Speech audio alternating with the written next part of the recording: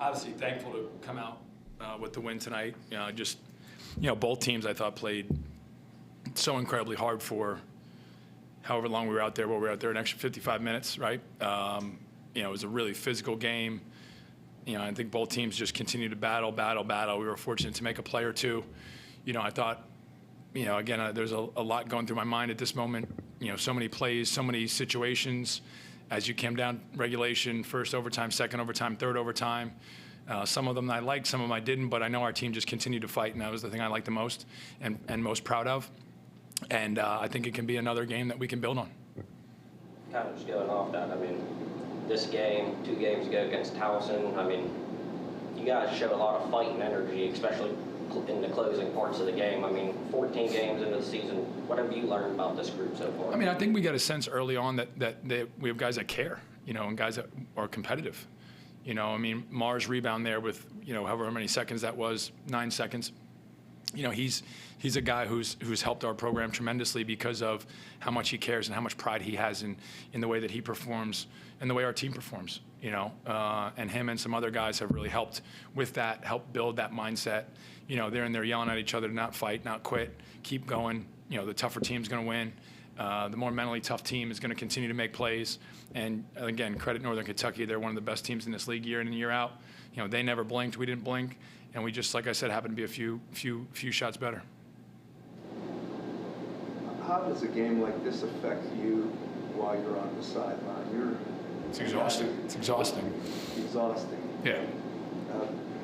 Are you hanging on every play as you go? I know you don't want to be a fan, but it's like you catch yourself sometimes kind of marveling that these guys, like you said, they kept coming back. They didn't blink. Those 2 big guys, rebounds, shots.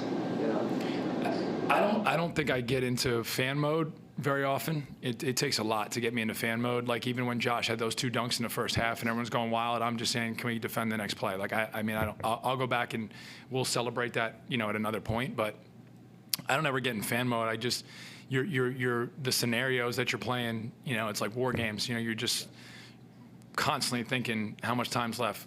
39 seconds. Okay, we can't go 2 for 1 here.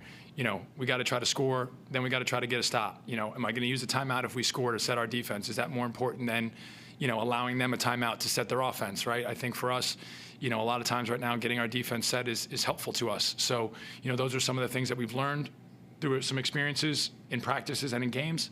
But that's really what you're doing. You're fighting for every possession. You're locked in on every possession. Your mind's racing every possession. You're, talking to your guys on the court. You're talking to the refs. You're talking to your staff. Trying to figure out how to put all that information together to make the best decisions you can. And it helps when you have some guys that can go out and make a play, because it makes it a little bit easier to trust that they're going to make some of those decisions correctly.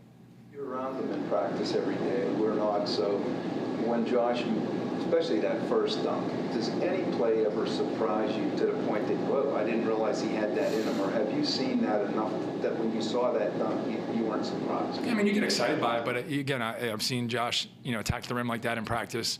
You see some of the things that Mar does. You see some of the things that, some of the ways Cam can get into the paint. The shot that DJ had in front of our bench to put us up 2, and we've seen him make that shot in practice. So I think you see so much of your team. You watch so much tape of your team.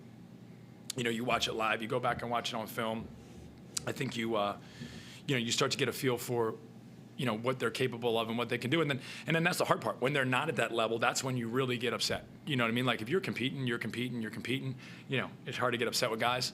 Even some of the offensive decisions we made down the stretch were due to some fatigue. And, some of the plays we made I thought were a little bit crazy. But, like, as long as you're competing, you still think you have a chance, right? And that's, the competition level and the effort level comes first. And those guys have brought that, for a majority of the times that we've gotten together this year.